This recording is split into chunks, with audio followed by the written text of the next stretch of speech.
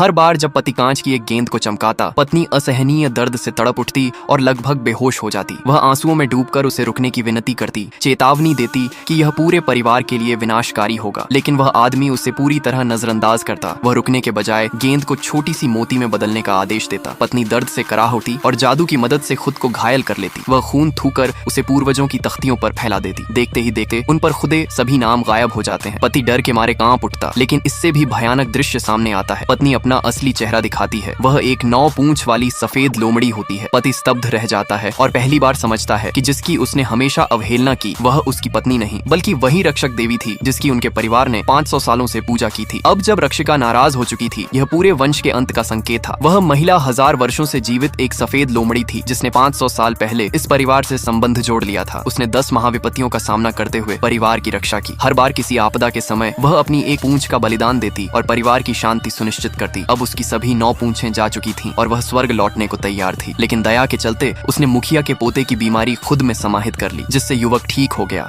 और वह खुद अपाहिज बन गई। मुखिया ने उसकी दिव्यता छिपाई और युवक से उसका विवाह करने को कहा ताकि वह उसकी देखभाल करे। युवक ने कई प्रयासों में उसे मनाया और धीरे धीरे वह विवाह के लिए राज्य हो गई ताकि आखिरी बार वह परिवार की रक्षा कर सके। उसने अपनी शक्ति एक आध्यात्मिक मोती में सील कर दी, इस शर्त पर कि पति उससे सच्चा प्रेम करेगा। इससे अंतिम आपदा टल सकती थी, परंतु 7 दिन पहले ही पति अपनी पूर्व प्रेमिका से मिला और पत्नी के साथ विश्वासघात करने लगा। पूर्व प्रेमिका ने उसे दुर्भाग्य की जड़ बताया और हर बुराई का कारण ठहराया। आध्यात्मिक रूप से कमजोर पति यह नहीं जानता था कि उसकी पत्नी वही देवी है और उसने पूर्व की बातों पर भरोसा कर लिया। इसी दौरान मोती में दरारें पड़ने लगीं। पत्नी उन्हें रोकने दौड़ी, लेकिन पूर्व ने मोती को देखकर उस पर काला जादू करने का आरोप लगाया और कहा कि यह देवता का अपमान है। गुस्से में पति ने मोती छीनकर पैरों से रौंद डाला। हर कदम पर पत्नी को आत्मा तक में दर्द महसूस हुआ और अंततः मोती चूर्ण बन गया। उसने खून थूका, लेकिन पति न रुका और उसे गालियां देने लगा। वह पूर्व पर आंख मूंद कर विश्वास करता रहा। पूर्व ने एक चाकू पत्नी के हाथ में रख दिया और डरने का नाटक किया। पति ने यह दृश्य देखकर पत्नी पर हमला कर दिया। पत्नी सफाई देती रही पर उसने नहीं सुनी। उसने उसे बांधने का आदेश दिया और बेरहमी से पीटा। फिर वह उसे मारने ही वाला था कि मुखिया समय पर आ गया और उसे बचा लिया। सच्चाई जानकर मुखिया ने युवक को थप्पड़ मारा और आदेश दिया कि क्षमा प्राप्त होने तक उठे नहीं, परंतु महिला का हृदय टूट चुका था। यह मुखिया के लिए चिंता का कारण बना क्योंकि 7 दिनों में अंतिम विपत्ति आने वाली थी। उसने महिला से एक बार फिर परिवार की रक्षा की प्रार्थना की